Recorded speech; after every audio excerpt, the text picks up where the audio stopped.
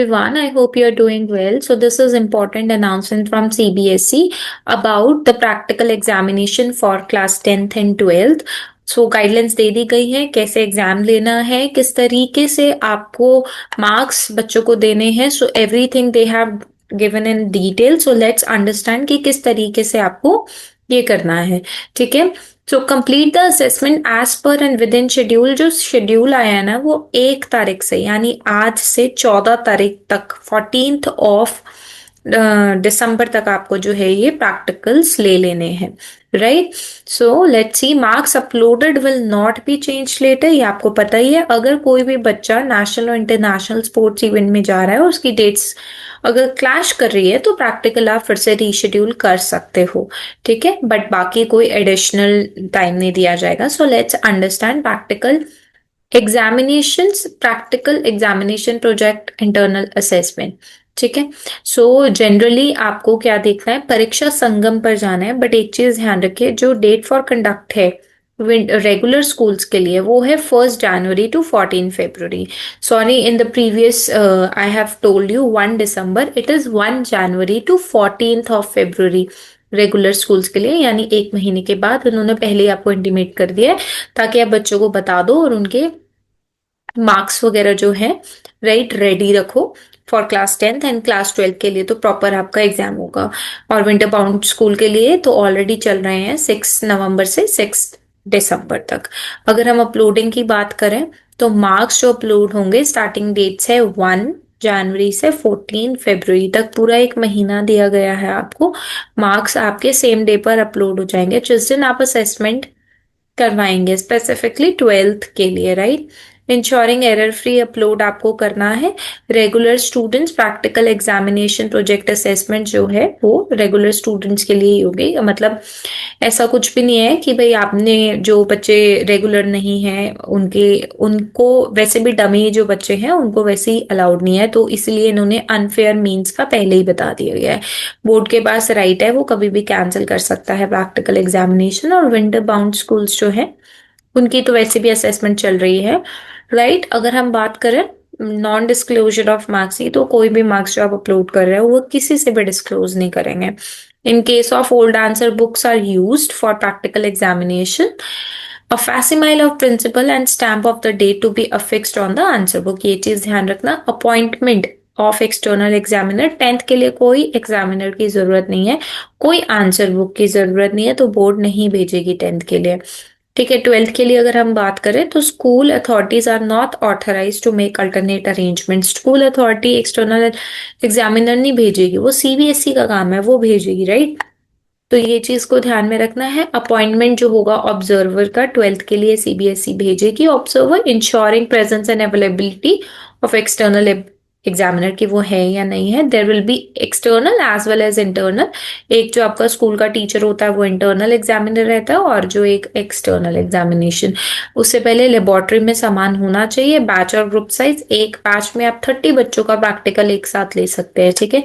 तो आपको बैचेस ये पहले से ही बना लेने हैं. स्कूल में consider splitting in the group batch of students in सब ग्रुप ऑफ 15 स्टूडेंट्स. आप 15-15 करके भी आप करा सकते हैं लैब में. राइट. पेन पेपर वर्क को पहले 15 को करा दिया, फिर वाइस वर्सा आपने प्रैक्टिकल करवा लिया, फिर इस तरीके से आपने फाइनली वाइवा ले लिया. इस तरीके से भी आप करा सकते हैं. Name and examiner, number of practical examiner. तो school shall use and upload correct name of the examiner. Right. और उनकी ईमेल आईडी, उनकी ऑइसेस आईडी जरूर होनी चाहिए एग्जामिनर की. कंडक्ट ऑफ अगर एग्जामिनेशन की बात करें तो यहाँ पे बताया है अगर आपके पास ज्यादा बच्चे हैं तो स्टूडेंट इज मोर देन 30 तो आप 2 बार या 3 बार सेशन को भी करा सकते हैं. ठीक है. अगर अपलोडिंग ऑफ फोटोग्राफ्स की बात करें तो schools are required to upload clear photographs. Clear photograph होनी चाहिए. हर फेस विजिबल होना चाहिए. कौन सी ग्रुप फोटोग्राफ होगी, बेसिकली एक बैच की, एक एक्सटर्नल एग्जामिनर की, एक इंटरनल एग्जामिनर की और एक ऑब्जर्वर की. सारे के सारे फेसेस विजिबल होने चाहिए फोटोग्राफ के अंदर. The photograph shall be taken in the laboratory या फिर जहां पर प्रैक्टिकल एग्जाम्स हो रहे हैं. सॉफ्टवेयर विल इंश्योर कि फोटोग्राफ्स जितनी अपलोडेड हैं वो जियो टैग्ड है. क्योंकि मैंने आपको बार बार बताया गया है कि जियो टैग का मतलब ही ये होता है उस डे की लोकेशन, उस डे पे आपने फोटो कहाँ खींची है, हर चीज उसमें आ जाएगा, बैच नंबर एंड ऑल। तो आपके फोन में जियो टैग होना चाहिए एप्लीकेशन। अटेंडेंस शीट जो होगी वो फिल करेंगे। Reschedule of practical, all students require to appear, किसी के लिए भी नहीं होगा, एब्सेंट के लिए एब्सेंट मार्क कर दी जाएगी। ठीक है, तो रीशेड्यूल नहीं होगा बेसिकली। सो उन्हीं के लिए रीशेड्यूल होगा जिनको आपको बताया था स्टार्टिंग के अंदर कि कोई डेट क्लैश हो रही हो। ठीक है, उसके साथ साथ अगर हम बात करें इसके अंदर relieving for teachers, teachers on duty जिनको भी सीबीएसई ने प्रैक्टिकल के लिए बुलाया गया है as external examiner, they will go. Right जी। अब इन्होंने कुछ डिटेल्स बताई गई हैं, अगर हम यहाँ बात करें तो जो कि आपके लिए रहने वाला है। अगर किसी भी बच्चे के मार्क्स 25.5 आ रहे हैं तो आप उसे अवार्ड लिस्ट में 26 करके भेजेंगे। Questions of more general nature shall be avoided, general nature के क्वेश्चंस को आप अवॉइड करेंगे। Right, after uploading practical project marks online, only one hard copy of the award list will be printed.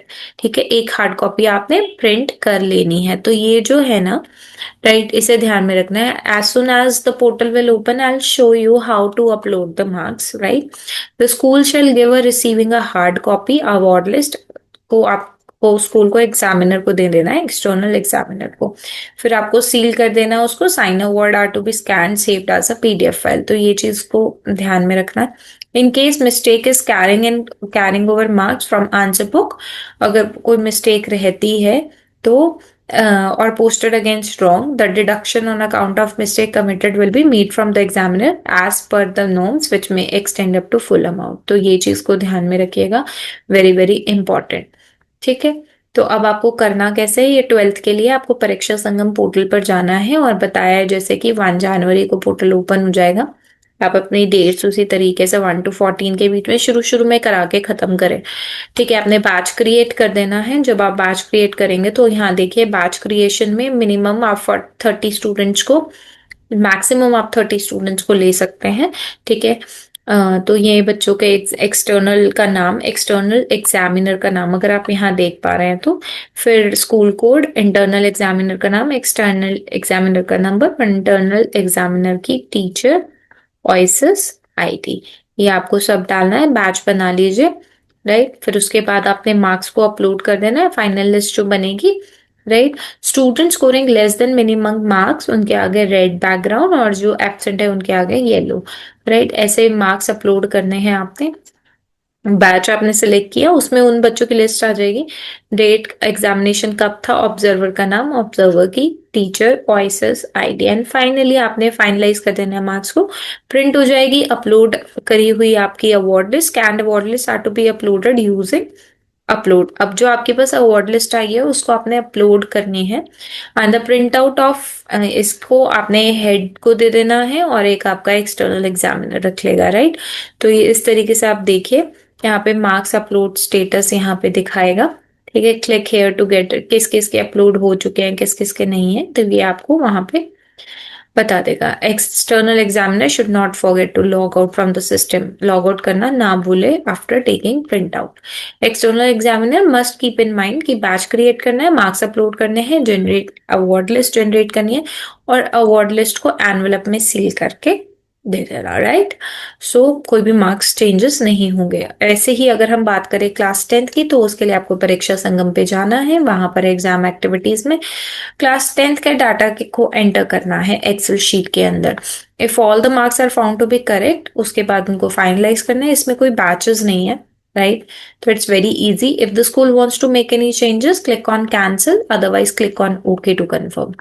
ठीक है, तो ये चीज ध्यान रखिए। इंटरनल असेसमेंट के बारे में बताया गया है कि click on the download button, आप एक बार वो एक्सेल शीट ले लीजिए, and then finally you have to print it, print the award list. जो स्कूल है वो उसकी सील्ड कॉपीज और अवार्ड लिस्ट को एक स्ट्रॉन्ग सिक्योर लोकर रूम में रखेगा।